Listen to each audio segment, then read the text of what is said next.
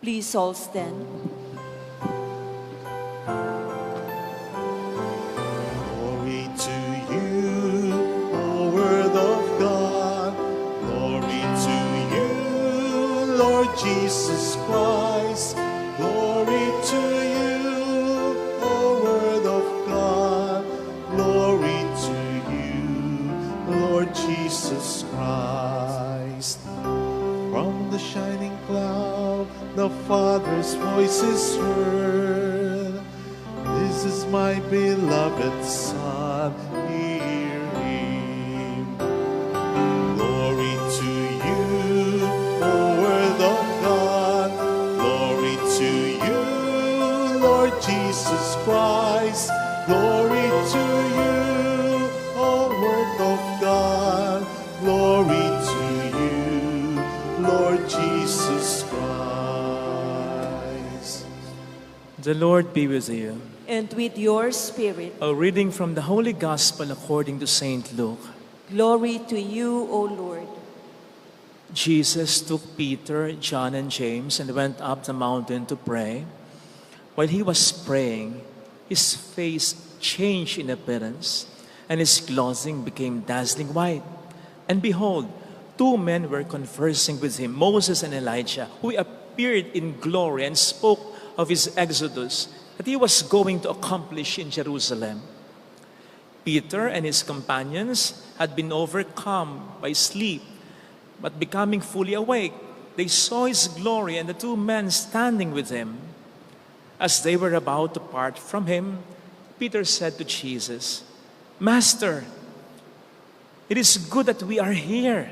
Let us make 3 tents, one for you, one for Moses, and one for Elijah." But he did not know what he was saying. While he was still speaking, a cloud came and cast a shadow over them, and they became frightened when they entered the cloud. Then from the cloud came a voice that said, "This is my chosen son, listen to him." After the voice had spoken, Jesus was found alone. They fell silent and did not at that time tell anyone what they had seen. Sisters and brothers, the Gospel of the Lord. Praise to you, Lord Jesus Christ. Shout out sa mga OFW nating kapatid. Salamat po sa sakripisyo nyo. Ang pulang laso na ito ay laging pagpupukay sa inyo. Muli po, pasensya na. Again, huli na naman tayo. At again, alam nyo naman din ang dahilan. Kita nyo naman. Pero pasensya na po uli. Wait lang. Welcome sa Our Lady of Lazaret, Quasay Parish, kung saan ayos lang umiyak. Sasamahan tayo ng mahalay na sa pag-iyak at sa pagdarasal upang maging maayos ang lahat. Minsan daw ay mayroong isang pasyente na kailangan ng bunutan ng ngipin. Kaya lang, parang ayaw niya kasi kabado siya. Sabi niya sa dentista, "Dok, namamawi sa mga kamay ko. Ang tindi ng pinting ng puso ko. Nakabahan ako." Sabi ng dentista, "Wala tayong magagawa, kinakailangan ng bunutin yung ngipin mo eh. Bulok na eh. O siya, eto ang gamot. Inumin mo yan. Ano po ito?" Ang patapang. Mamaya matapang ka na. Ininom naman ng pasyente. Few moments later, tinanong ng dentista yung pasyente, "O, kamusta ka na? Matapang ka na ba?" "Oo, Dok, tabang na ako. Sa katunayan, sino mang gumalaw ng ngipin ko, sasamain sa akin sigurado." Tayo po ba?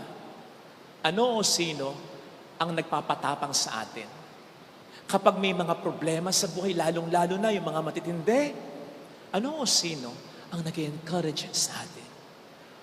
Pamilya natin, mga kaibigan natin, mga taga-suporta natin, kakayanan, kapangyarihan, kayamanan, posisyon natin? Ano? Sinisigurado ko sa inyo na darating ang punto sa buhay natin na meron tayong mga matitinding problema na kahit pagsamasamahin, yung mga suportang yan, walang magagawa ang mga yan. Pagdating ng oras na yan, kanino at saan tayo huhugot ng lakas ng loob sa ating Panginoon. Yan po ang mensahe ng Transfiguration. Narinig po natin ang eksena. Nagbago anyo si Jesus. Ito'y pagpapakita ng kaluwalhatian. Natatamuhin niya matapos ang kanyang napipintong nakatatakot na kamatayan. Therefore, ito ay pampalakas ng loob. Ito ay encouragement para kay Kristo at sa kanyang mga disipulo. Yes, para din kay Kristo. Sa pagkatandaan natin, bagamat hindi siya iniwan ng kanyang pagiging Diyos, siya'y naging totoong tao rin na tulad mo, tulad ko. Totoo ang paghihirap na mga dinanas niya. Lalong totoo ang kamatayan na niyakap niya para sa sanlibutan. Kaya totoo rin na kinatakutan din niya ang mga yan. Takot din siya. Natatandaan niyo yung eksena sa hardin ng Getsemani? Anong sabi niya sa Ama? Ama! Kung maaari po sana, alis niyo na sa akin ang paghihirap na ito. Takot siya. Kinakabahan siya. Nabibigatan siya. Nahihirapan siya. But then, anong sinunod niya? Pero hindi ang kalooban ko, kundi ang kalooban mo. Yun ang turning point. At saan mo po pwedeng ugatin yon? Dito. Sa Transfiguration. Sapagkat dito, maliwanag ang kalooban ng Diyos. Ang kalooban ng Diyos na ang kamatayan ni Jesus ay magiging daan hindi lamang sa kaligtasan ng tao, kundi sa kanyang kaluwalhatian. Hindi matatapos sa kamatayan. Ang lahat para sa kanya. Nakita rin na nakikipag-usap si Moises at si Elijah sa kanya. Ito po ay dalawang mahalagang personalidad sa Hebrew Scriptures, sa Biblia ng mga Hudyo, which we now call as our Old Testament. Si Moses ang sumisimbolo, kumakatawan sa laws. Si Elijah ang sumisimbolo, kumakatawan sa prophets. Laws and prophets make up the whole Hebrew Bible. Ano ibig sabihin nun? Pinag-uusapan nila ang maging kamatayan niya. Kasi ang ibig sabihin nun, Jesus, yung mangyayari sa'yo, nakasulat, plano ng Ama, planchado na, huwag kang mag-alala. Everything will fall according to His plan. And to top it all, tinig ng Ama na nagsabi, ito ang hinirang kong anak. Sa ibang version, mas maganda. Ito ang pinakamamahal kong anak. Sige nga po, kung kayo si Jesus, kung tayo si Jesus, matindi man ang ating kaba, siguradong malaki ang mababawas dyan. Yung maramdaman mong ang Diyos ay kasama mo. Yung maramdaman mong ito'y lahat according sa plano ng Diyos. Ang lahat ay kontrolado. Yung maramdaman mong hindi ka pababayaan ng Diyos. Ito ang Transfiguration ni Jesus. Hindi ko lang binasa yung intro kanina doon sa misal, pero ang sinasabi doon ay napakaganda. Mabilis lamang itong nangyari, pero ang epekto nito ay matindi, sapagkat ito ay babaunin ni Jesus hanggang sa harapin niya ang krus o kamatayan sa krus. Kasama na dito yung agony in the garden. Maaaring naisip niya, oo nga pala, sa Transfiguration maliwanag doon na ang lahat ay hindi matatapos sa kamatayan. May kaluwalhatian. Everything will fall according to His plan. Kaya nga po kapag sinesermon ito ng pare, ako personally, mula pa nung bago pa lang akong pare, kapag Transfiguration ang topic, madalas, ang isa sa mga challenges ay recognize our Transfiguration moments sa ating buhay. Yung mga moments na naramdaman natin, kasama natin ng Diyos, pinagtanggol tayo ng Diyos, hindi tayo pinabayaan ng Diyos, naasahan natin ng Diyos, makapangyarihan, mabait talaga ang Diyos. Yung mga karanasan o Transfiguration moments na sa oras na makaranas tayo ng matitinding krus o pagsubok o kamatayan sa buhay, ito yung ating babalik-balikan. At pwede nating sabihin sa ating sarili, para mapaghugutan natin ng tapang at encouragement, kung hindi ako pinabayaan ng Diyos noon, hindi rin niya ako pababayaan ngayon. Transfiguration moments. Kaya lang ang kulang sa mga naging sermon ko mula pa dati, na-limit ako sa magaganda lamang ng pangyayari sa buhay ng tao. Halimbawa, paggaling sa sakit mo, pag-boom ng negosyo mo, pag-soar high ng karir mo, pagkapasa mo sa board exam.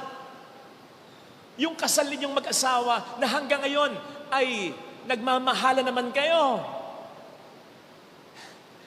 Yung pagiging buo muli ng pamilya ninyo, yung pagbabago ng mahal mong pinagdarasal mong magbago, yung pagkasagot ng Diyos sa isang napakahalagang dasal mo.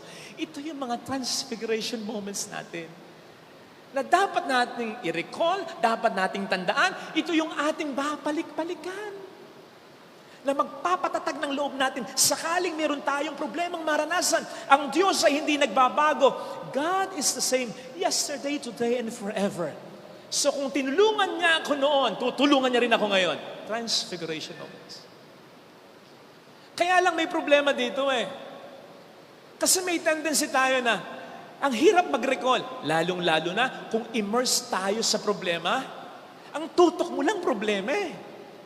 Lalong-lalo na kung yung transfiguration moment, ang layo, ang hirap i-recall, lalong-lalo na kapag tayo may problema. At kapag tayo immerse sa isang matinding problema, of course, minsan pwede nating sabihin, iba yung problema ko ngayon sa problema ko noon. Mas matindi ito. Dati may kasama pa ako, ngayon biyuda na ako, mas matindi na ito. Lord, tulungan mo. Ayun. So kulang kung karanasan lang. Dito ko ngayon na-realize, oo nga pala, meron akong na-overlook, meron akong nakalimutan, na-overlook ko, na inintruhan yung transfiguration sa gospel reading ng ganito. When He is praying, habang siya'y nagdarasal, nagbagong anyo siya. Yun ang transfiguration. Doon naganap ang transfiguration. Doon naganap yung encouragement at pagbibigay ng tapang o lakas ng loob sa Panginoon during His prayer. So yung transfiguration ay hindi lamang pagpapakita ng Panginoon, eto ako, maluwalhati ako, ganda ko kaya. No! Hindi lang tungkol dyan yan. Ito'y tungkol sa pagpapakita at nagiging epekto talaga ng malalim na relasyon ni Kristo sa Ama, dala ng constant na panalangin niya. Ito na yung kasukdulan ng kinakailangan niya ng tulong ng Ama. Dito talaga, mas pinaramdam ng kanyang Ama. Asama mo ko anak, hindi kita pababayaan. Tayo pa bang dalawa ang mag-iwanan? Matindi ang relasyon nating dalawa. At yun ay dahil sa pagdarasal ng anak sa Ama. Para mas maging malinaw lang ha. By the way, ito'y naranasan din ni Moses na nakausap ni Jesus ha. In the book of Exodus 39:24, sinasabi doon na nung bumaba si Moses from Mount Sinai, nagliliwanag ang kanyang mukha nang hindi niya nalalaman. Bakit? Kakakausap lang niya sa Diyos. Nakikita niyo na yung epekto ng taimtim na pagdarasal. So ngayon sinasabi sa atin ng Panginoon, yes, recall, tandaan ninyo, remember those transfiguration moments in your life. Mahalaga yon. Pagpaparamdam ko sa inyo ng pagmamahal ko yon. Tandaan niyo yon. Pero wag niyong kakalimutan, yung abot kami nating transfiguration moment, kahit kailan natin kailanganin ang pagdarasal ninyo sa akin ng taimtim. Palalakasin ko ang loob ninyo. Patatapangin ko kayo. Ipaparamdam ko sa inyo na nandito akong Ama ninyo.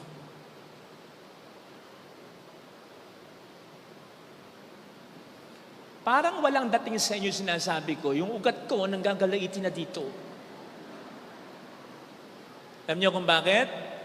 Marami sa atin ang, okay, Father, maganda yung point, logical naman, nagigets ko, pero hindi ganyan yung pakiramdam ko eh. Kahit nagdarasal naman ako, ayun, hindi natin nakukuha yung epekto ng panalangin na naranasan ng Panginoon.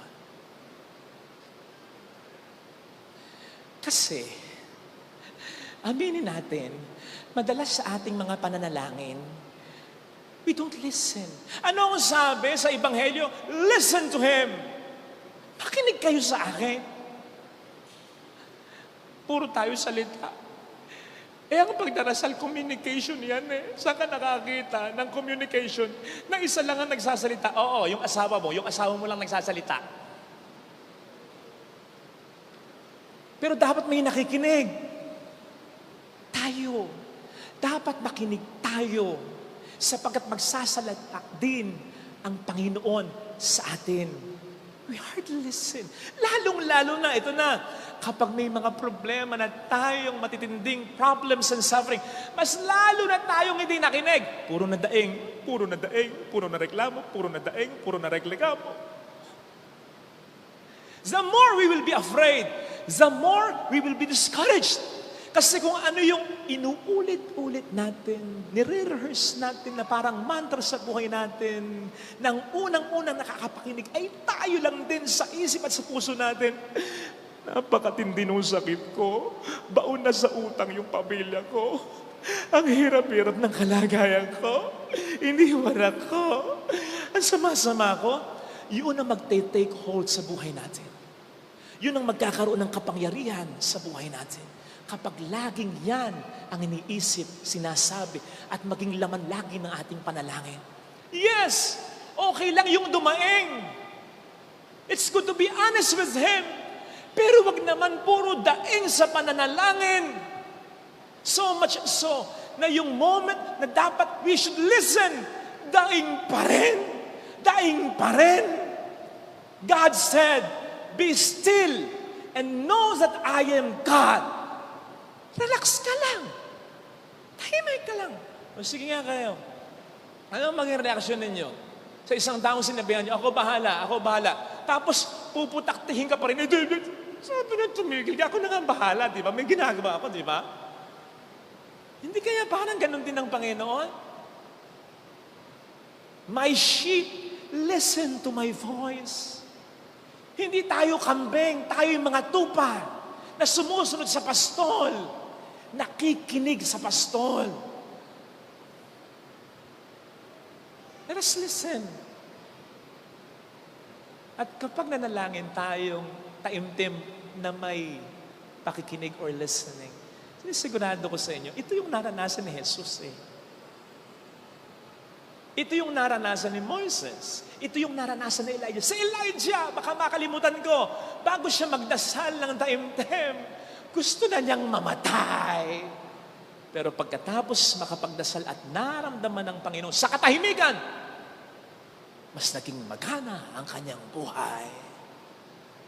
Kasi kapag tayo nagdarasal, sasabihin ng Panginoon ang gusto niyang sabihin sa atin.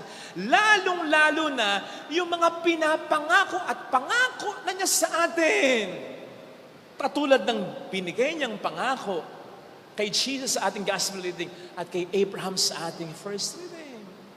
Yung pangako niya sa atin na, I know the plans I have for you. May plano ko para sa iyo. Everything will fall according to my plan. Relax ka lang. Yung pangako ng Diyos sa atin na, I will be with you always until the end of time. Maaring hindi mo ko maramdaman, pero yung pakiramdam mo, hindi yan ang dapat na batayan ng presence ko. Kahit di mo ko nararamdaman, present ako. Yung pangako na malimot ka man ng nanay mo, hindi kita kalilimutan, mahal ka ng nanay mo, very good ng nanay mo. Pero kahit mawala ang nanay mo at kahit kalimutan ka ng nanay mo, hindi ako mawawala at hindi kita kakalimutan. Yung pangako na hindi kailanman magtatagumpay ang kasamaan sa kabutihan, ang kasinungalingan sa katotohanan. Relax ka lang. Ang huling halakhak sa akin pa rin naman. Basta't ikaw ay nasa kabutihan, ikaw ay nasa katotohanan. Yung pangako sa atin ng Diyos na all things will work together for the good of those who love Him. All things will work together for your good. Even your problems, even your sufferings, gagamitin kong lahat para maging biyaya sa iyo at sa pamilya. Relax ka na. Yung pangako na walang lihim na hindi mabubunyag. Mabubunyag ang kabutihan mo, ang sakripisyo mo para sa pamilya mo. Time will come, marirealize nila yan. At dadakugan nila ang kanilang dibdib dahil hindi kanila napahalagahan. Mga pangako ng Diyos yan, hindi ko gawa-gawa yan. Nasa Bible yan. And those promises stand no matter what. Napansin po ba ninyo na may detalye sa ating unang pagbasa? Na ang nakita ni Abraham ay mayroong isang umuusok na palayok ay nagniningas na bagay, na sulok, na dumaan sa pagitan ng kanyang mga kinatay at winasak hinating mga hayop. Anong ibig sabihin nun? Nangangako ang Diyos kay Abraham. During those times, sa mga nangangako, may kaugalian na pumapatay ng mga hayop. Tinatapyas, hinahati sa dalawa, at dumadaan, humahakbang sa mga katay na hayop na yan. Na para bang sinasabi ng nangangakong humahakbang sa kanyang pinapangakuan, kapag hindi ako tumupad sa pangako ko sa iyo, mangyari nawa sa akin ang nangyari sa mga hayop na ito. Maputol na mahati nawa ang katawan ko, mamatay nawa ako kung hindi ako tutupad sa pangako ko sa iyo. Ganun mangako ang Diyos. Seryoso. At sinelyuhan niya ito sa pamamagitan ng kamatayan ni Kristo, sa pamamagitan ng paghakbang ng Diyos mula sa kamatayan papunta sa muling pagkabuhay. Yun ang ipaparamdam ng Diyos sa atin na nakakalimutan natin kapag daing tayo ng daing, reklamo tayo ng reklamo. Only if we will truly listen to Him. Let me end with this. Pero sana, wag niyong haluan ng politika. Sa interview ng media kay Harry Roque sa Netherlands, sinabi ni Harry Roque na siyang isa na magiging abogado ni ex-President Duterte. So ang daming tinanong sa kanya ng media, bla bla bla bla bla. Sumasagot naman siya. Pero isang bagay ang sinabi niya na sumang-ayon ako sa wakas kay Harry Roque. Ang sabi niya ay ganito, basta ang mahalaga, magkita muna ang mag-ama. Si Vice President Sara at si ex-President Rodrigo. Yun ang sabi niya. Na-struck ako dun eh. Oo nga. Basta, higit sa lahat, kailangang magkita muna ang mag-ama. You see, kahit naman iba-iba ang kulay at paniniwala natin, basta wag mawawala yung awa sa puso natin. Sa sitwasyon ngayon ni President Duterte, ex-president, wala yung power niya eh. Wala yung mga taga-suporta niya eh. Kaya hindi siya makakapag-pabrusko sa usga. Nakita niyo na yung unang trial? Matindi. So, nasanay siya ng may kapangyarihan. Wala na yun ngayon. At sa panig naman ni Vice President, malaking dagok yun sa kanya na wala sa tabi niya ang pinakaunang malaki niyang suporta ang kanyang ama. So tama si Roque, dapat magkita muna. Humugot sila ng lakas sa isa't isa. Pero para sa dalawa at para sa ating lahat, again, hindi pa mamulitika, sana kapag may mga matitindi tayong problema, ito ang ating maalala. Yung words ni Roque, dapat magkita muna ang mag-ama. Huwag munang makipagkita kung kani-kanino. Huwag munang kausapin ng kung sino mang kaibigan mo. Huwag mo nang isipin, mayaman naman ako, makapangyarihan naman ako, marami naman akong pera. Oh! Kailangan magkita muna kayo ng ama mo, ng Diyos. Ng Diyos na hinahanap ka, hinihintay ka magdasal sa Kanya. Kasi alam niya ang pinagdaraanan mo eh. Lalong-lalo na kapag pumupunta ka lagi sa simbahan, house of prayer ito. House of listening ito. God listens to us, we listen to God. Dito pinapalakas lalo ng Diyos ang kalooban natin.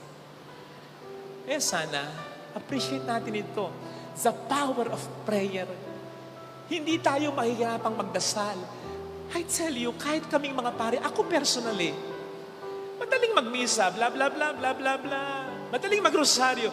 Pero yung magdarasal ka na, makikinig ka talaga sa Kanya, tatahimik ka kahit wala kang sasabihin, kahit wala kang problema, o kahit wala ka nang sinasabi, you'll just be still in front of, mahirap yun. Kaya nga nakakatulog tayo. Kaya nga kung ano-ano pumapasok sa isipan natin. Kaya nga alumpihin tayo. Kaya gusto na natin umalis eh. Kapatid, isa lang ibig sabihin nun. The devil knows the power of prayer. Alam niya, kapag sineryoso mo panalangin mo, tatapang ka, lalakas ang loob mo, ano man ang problema mo. Huwag nating sayangin ang kapangyarihan na binigay ng Panginoon sa atin. Na anytime, bukod sa ating mga transfiguration moments, ay po pwedeng maging transfiguration moment natin panalangin. Lagay natin ang ating kanang kamay sa tapat ng ating puso.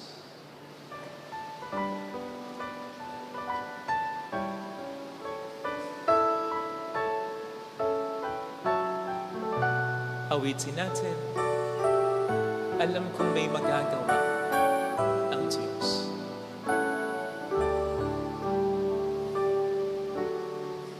Alam kong may magagawa ang Diyos. Makapangyarihan siya. Alam kong may magagawa ang Diyos. Walang imposible sa Kanya. Kung ako'y magtatapat, sa Kanya'y maglilingkod, alam kong may magagawa ang Diyos.